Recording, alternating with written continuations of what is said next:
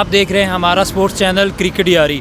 आज हम बात करेंगे सबसे पहले इंडिया और बांग्लादेश के मबैन होने वाले कल के मैच की। डिस्कस करेंगे प्लेइंग 11 दोनों टीमों में से कौन सा बंदा खेलेगा कौन नहीं खेलेगा। उसके बाद हम बात करेंगे शुभमन गिल की अवेलेबिलिटी, क्या वो अवेलेबल हैं कि नहीं है, उनकी हेल्थ पे क्या अपडेट है। उसके बाद हम बात करेंगे क्या इंडिया किसी बड़े प्लेयर को रेस्ट देने जा रहा है।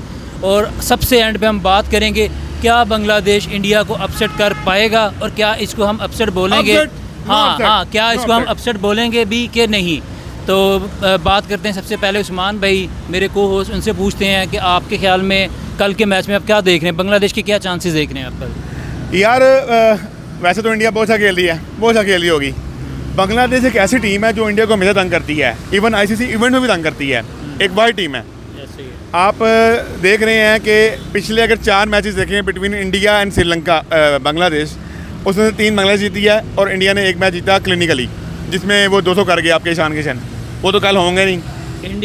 इंडिया और मैं बताता चलूँ, इंडिया और बांग्लादेश के दरमियान 2019 के वर्ल्ड कप के बाद से लेके 4 ओडीआई खेले जा चुके हैं और जिसमें से 3 मैचेस बांग्लादेश जीती हुई है और 1 मैच हारी है। लेकिन ये भी देखना पड़ेगा क्या उन तीनों मैचों में इंडिया अपनी फुल स्ट्रेंथ के साथ गया था या नहीं गया। इंडिया जो 4 मैचेस हैं उसमें इंडिया की सारी टीम खेली थी अदर देन जसप्रीत बुमराह।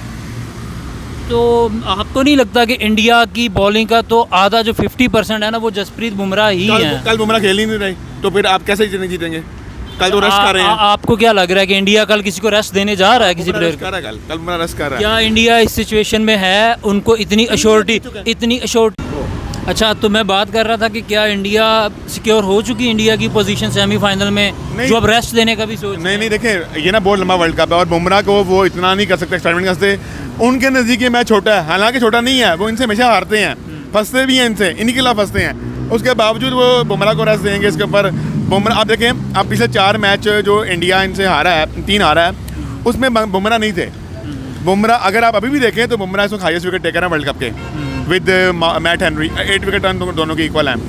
अब अगर बुमराह रेस्ट करते हैं, बुमराह कल अगर रेस्ट करते हैं, शामी आते हैं, पता नहीं शामी कैसा खेलेंगे, इनके खिलाफ कैसा खेलेंगे कैसा नहीं खेलेंगे। मोहम्मद शामी भी तो कोई ऐसा तो नहीं है कि कोई नया उठ के आ गया, नहीं है, अच्छे एक्सपीरियंस बॉलर हैं, तो कमी इतनी महसूस हो। 50% बॉलिंग का बोझ बुमराह के ऊपर है।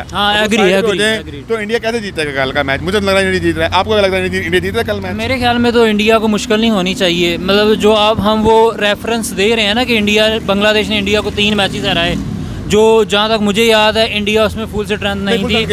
बैटिंग में शायद शुभमन गिल नहीं, जो एशिया कप का आखिरी मैच हुआ है उसमें इंडिया ने रेस्ट दिया, विराट कोहली को रेस्ट दिया। विराट कोहली को रेस्ट नहीं दिया, विराट कोहली आउट हुआ। अच्छा, जसप्रीत बुमराह को रेस्ट दिया।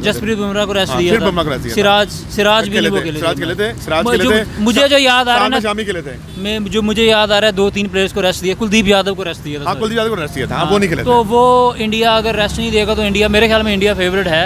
ऐसा नहीं कह सकते कि बांग्लादेश बांग्लादेश हार्ड आएगा। वो एक्चुअली बांग्लादेश हार्ड आएगा, उसकी रीजन ये है कि बांग्लादेश 2 मैच हारा है। अच्छा, बांग्लादेश से ज़्यादा है। बांग्लादेश की भी तो अपडेट चाहिए थी हमें। क्या बांग्लादेश के जो शाकिब अल हसन है, जो पिछला मैच भी शायद वो नहीं खेले, उनको इंजरी चल रही है, तो उनकी क्या अपडेट है? क्या वो कल के मैच के लिए अवेलेबल होंगे? हाँ, वो अवेलेबल, वो कल खेलेंगे भी।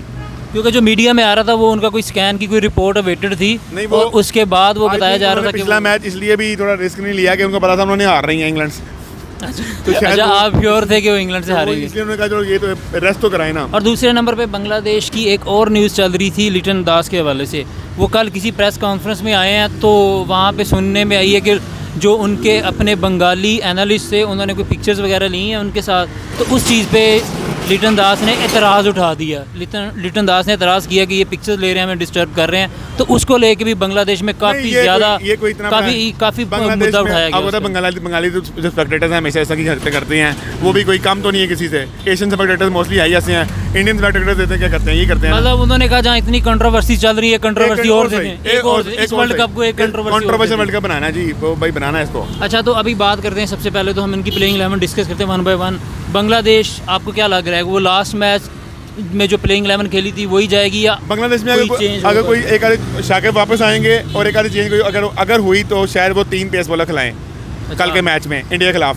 क्योंकि मुझे लगता है कि इंडिया के खिलाफ वो 3 पेस बॉलर खिलाएंगे। अच्छा, इंडिया का जो मैच है वो पुणे में होने जा रहा है और पुणे में शायद इस वर्ल्ड कप में अभी और कोई मैच नहीं हुआ है, तो आपको क्या लगता है पुणे की विकेट कैसा बिहेव करेगी? स्पिनर के लिए अच्छी है? वैसे यूजुअली पुणे की विकेट बॉलिंग फ्रेंडली भी होती है और बैटिंग फ्रेंडली भी होती है। नॉर्मली का अगर आप IPL का ट्रेंड देखें ना तो वहाँ पर स्कोरिंग होती है, लेकिन हाई स्कोरिंग मैच नहीं होते वहाँ पर, बहुत ज़्यादा हाई स्कोरिंग मैच नहीं होते हैं। स्पिन होता है वहाँ पर बहुत स्पिन होता है। चेन्नई जैसा तो नहीं होता? नहीं, चेन्नई जैसा नहीं, अब वो नहीं, चेन्नई जैसा भी हो सकता है, इट डिपेंड्स वहाँ पे पिच क्या बनती है। आपको देखें, आपने दिल्ली की पिच टिपिकल स्पिन ट्रैक होता था, लेकिन वर्ल्ड कप में फ्लैट ट्रैक दे दिया उन्होंने। लेकिन मुझे जो लगता है ना कि जो इंडियन टीम है वो नहीं चाहेगी कि बांग्लादेश के खिलाफ स्पिनिंग ट्रैक बनाए, क्योंकि बंगाली स्पिनर्स बड़े अच्छे हैं।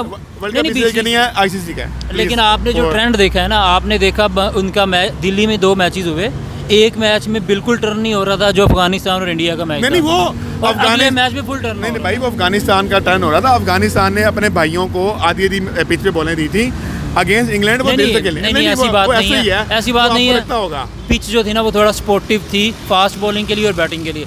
अच्छा, जो दूसरा मैं उस पर ऐड करता चलूँ, बांग्लादेश की तो प्लेइंग 11 ऑलमोस्ट सर्टेन है कि वही खेलेगी, एक चेंज होगा। इंडिया के अंदर कल बुमराह रेस्ट करते नजर आ रहे हैं। इंडिया में आपको क्या लग रहा है? और बुमराह रेस्ट करते नजर आ रहे हैं, और बाकी शुभमन गिल को वो रेस्ट कराएंगे नहीं कराएंगे मुझे नहीं आइडिया। शुभमन गिल की अवेलेबिलिटी क्या है कि अभी 100% फिट है? अवेलेबल तो वो पाकिस्तान के खिलाफ खेले हैं मैच को। नहीं, वो कंप्लीटली डेंगू से रिकवर नहीं किया था, उन्होंने खिला लिया, रिस्क लिया। उन्होंने रिस्क इसलिए लिया, डरते थे पाकिस्तान से, फिर भी जीत गए, इजीली जीत गए। नहीं, डरते तो नहीं थे यार, उनको क्यों डरना चाहिए? वो कभी आज तक हारे हैं पाकिस्तान से, डरे? ईशान किशन को खिलाते ना भाई, फिर रेस्ट कराते। तो मेरे ख्याल में ईशान किशन शायद ज़्यादा बेहतर कर जाता शुभमन गिल से। शुभमन गिल तो फिर भी आउट। वो तो आप कह रहे हैं ना ऐसे, मतलब आप क्या चाहते हैं पाकिस्तान 10 विकेटों से हारता? शर्मा कंफ्यूज थे दिमाग में। हो सकता है। अच्छा, तो आप फिर बताएं। इंडिया की प्लेइंग में वही होगी, उनके ओपनर आएंगे रोहित शर्मा और शुभमन गिल आएंगे, कोहली आएंगे, नंबर 4 पे उनके शेर अय्यर आएंगे, 5 पे राहुल आएंगे, 6 पे हार्दिक पांड्या आएंगे, जडेजा आएंगे, कल अश्विन खेलेंगे। अच्छा, रविचंद्रन अश्विन खेल रहे हैं। क्या ये पिच का इम्पैक्ट है या? पिच का इम्पैक्ट भी है।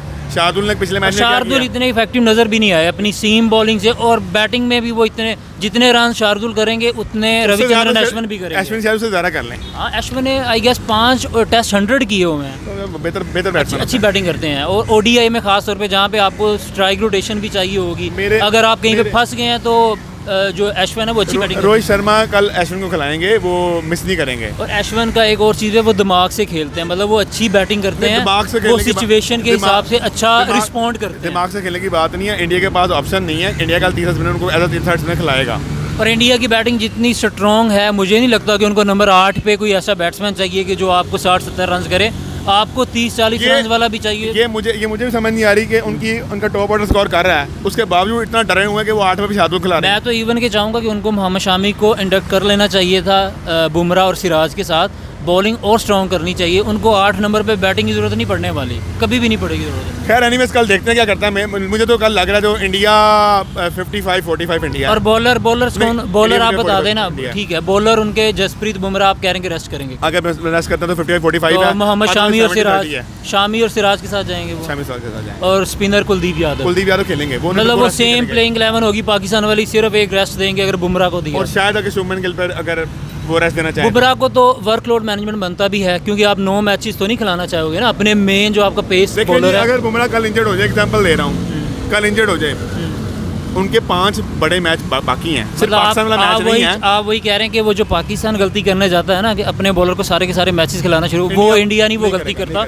वो अपने बॉलर्स का वर्कलोड बड़े अच्छे से मैनेज करता है और उनको साथ लेके चलते हैं। वो ये नहीं कहते कि आपकी सीरीज नीदरलैंड से है, जिम्बाब्वे से, आयरलैंड से है, उसमें सबको खिला दो। वो ऐसा कभी भी नहीं। ऑब्वियसली वो आप देख लें, जो छोटे टूर होते हैं उन पे इनके बड़े प्लेयर जाते ही नहीं हैं। कहाँ जाते हैं? पाकिस्तान को यही चीज़ तो कोस्ट करी है ना, इन्होंने नसीम शाह को नीदरलैंड का टूर भी करवाया, आपने शहीन को भी हर जगह पे करवाया। नहीं, वो एक चीज़ पाकिस्तान के लिए तो मुश्किल बनी है ना। आप इतने बड़े टूर्नामेंट में गए हो और आप साथ बैकअप बॉलर क्या लेके जा रहे हो, वसीम जूनियर और जमान खान यार, जिन्होंने ना कोई लिस्टे खेला हुआ है ना ODI का एक्सपीरियंस है।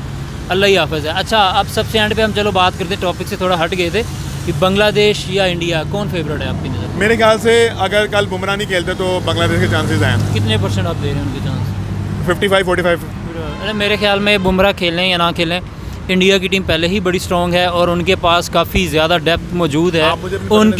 उनकी बेंच स्ट्रेंथ भी काफ़ी अच्छी है। मेरे ख्याल में इंडिया 55% इंडिया जीतेगी और 45 मैं बांग्लादेश को इसलिए दूंगा कि थोड़ा साइकोलॉजिकल उनके ऊपर थोड़ा होगा इफेक्ट। सेम दे रहे हैं, उल्टा है।